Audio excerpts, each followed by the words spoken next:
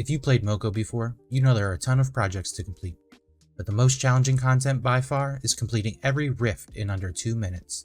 Today I'm going to break down each nightmare rift in chapter 2 and rank them from easiest to hardest. Yo, what's up everybody, it's Sly. A few months ago I made a rift tier list for the Few Elites Rift Carryathon. And I was debating if I even wanted to make this video, knowing that the big Neo MOCO update is coming out in the next few weeks or month. But I figured that this video could still be helpful for a few people while also showcasing and documenting the current version of the game that we have. This tier list isn't just solely based on my opinion. I shared a poll with other top players, and these rankings were formed based on those results that I got back. If you're looking for specific builds or guides to easily beat any one of these rifts, check out HX's YouTube, where he has in-depth videos and strategies to subdue them all. His channel is linked in the description below. Alrighty, let's get started. I'll breeze through the easy ones until we reach the absolute nightmare rifts. D tier, starting us off at the bottom with our easiest rifts. Number 18, Mass Invasion, ranked the easiest by almost everyone. Primary strategy here is to use single target DPS builds and kill the smaller portals it spawns to prevent mobs from spawning. Once the mass portal reaches about a quarter to a third of the HP, you want to focus solely on the mass portal and finish the rift off. Sub 2 is basically a freebie for most players. Number 17, Let Manny Cook. Super straightforward, get Manny to touch the portal at the end of the rift. You'll need to clear a path by defeating mobs, and at least one hunter should escort Manny once the path is open. A sub 2 is very achievable here. Number 16, Secret Pact. Slightly harder than Let Manny Cook, mainly due to RNG. Start by freeing Luna, then focus on Draenor. After taking enough damage, he'll disappear and spawn portals. Prioritize portals with the most NPCs attacking them. Nothing here is difficult, just try not to die a lot and you'll get the sub 2. C tier. Next up are our mid tier rifts. Number 15, Overgrown Tomb. Relatively easy, especially with good RNG. You can skip most of the opening mobs, saving time for the boss fight. AoE gadget builds shine during this rift. They clear the few mobs quickly and work amazing during the boss fight, as the Vine Mother has the ability to spawn vines and roots. Number 14, Ice Fishing. Fairly simple to sub 2. The main strategy is to run past all the mobs and clear them on the bridge before engaging the boss. You'll just want to dodge the harpooners.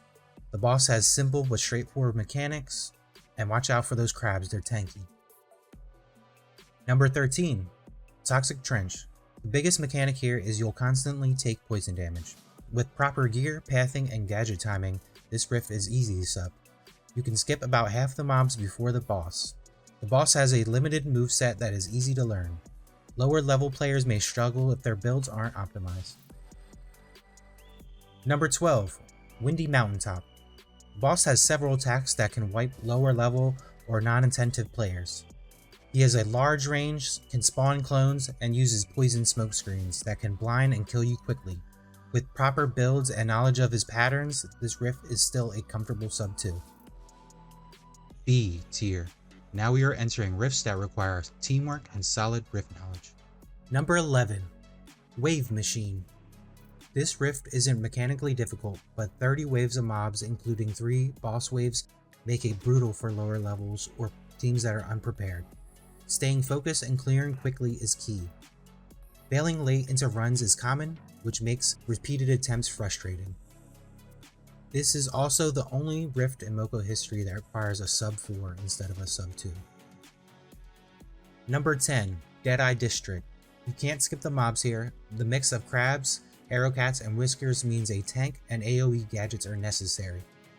The main strategy is to rush to the boss area and kill and clear all of the mobs before focusing on the boss. Good tank and clean gadget usage will be the make or break for your run. Number 9, Rooftop Garden. We have reached the halfway point. This rift requires awareness of enemy attacks and good coordination. The main strategy usually involves sticking to one side of the map to avoid unnecessary mobs. The boss mechanics are simple, but will hit extremely hard if you fail to dodge. Number 8, Jaxed Out. The hardest NPC based rift, similar to Let Manny Cook but with a boss fight. Team coordination is mandatory. Jax deals massive damage but is slow and easily distracted. The main strategy involves at least one player running a whistle to pull mobs into jacks, while the others stagger chaos mobs with multi-zapper. Everyone needs to know their role for a sub 2. Number 7. Throne Room. On paper, this rift seems simple. No mobs, just a boss fight. But the Beetle Queen is extremely punishing. Her orb attacks are deadly and will wipe your whole squad if you do not dodge. The main strategy is to use single target DPS builds to finish her first phase before she spawns a set of 4 diamond shells. Once she stands up, her attacks change but will remain deadly. A tier. These rifts constantly appear on top 10 hardest lists. Number 6. Grand Library. This rift demands excellent DPS coordination. The meta relies on a death strategy, where the tank pulls all the mobs to the start while the DPS focus the librarian.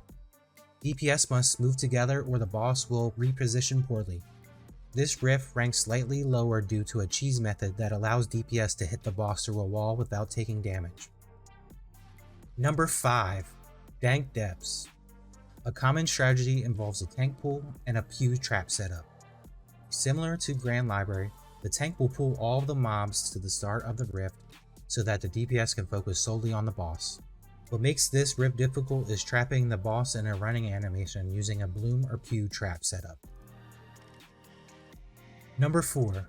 Razor Cave. Extremely RNG heavy and requires elite teamwork. The main strats rely on another death pool, with high level teams using bloom or pew trap setups. As shown here by Wizcrasher, random spawns, especially late near the end, can instantly ruin a run. Expect many resets due to bad RNG. Patience is key. Number 3. Snowclaw Summit. Requires at least one very strong tank, sometimes 2. The main strategies involve a tank pool, while the DPS can fight the boss alone. The boss has a freezing mechanic that can easily wipe DPS. Chicken spawns can help tank damage in 1 tank comps, while 2 tank setups demand flawless DPS execution. Number 2, and our runner for the hardest rift, Noble Courtyard. This rift forces you to fight every single mob before the boss, and these mobs are deadly. They will kill you in 1 or 2 hits.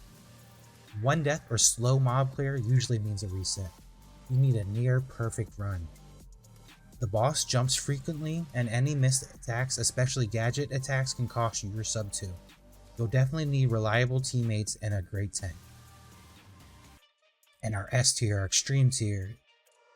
And number 1, the High Court Nightmare. Voted the hardest by most players. You need an experienced tank who can aggro properly, heal, and most importantly, survive. If the tank dies at the wrong time or at all, the run is almost always a reset.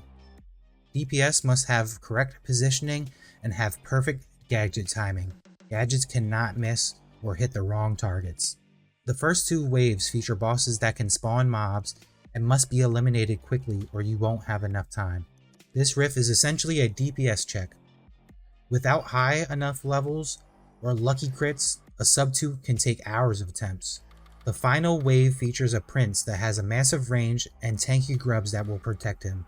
With practice and at a higher level, makes this sub 2 achievable.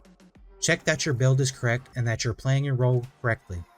Stay consistent and make improvements where you need them. Eventually you will get the sub 2 time. That wraps up this MOCO Chapter 2 Rift tier list. Thank you for watching, and let me know in the comments if you agree or disagree with any of these rankings and which rift gave you the most trouble. Drop a like and follow and subscribe, and I'll see you when that update drops.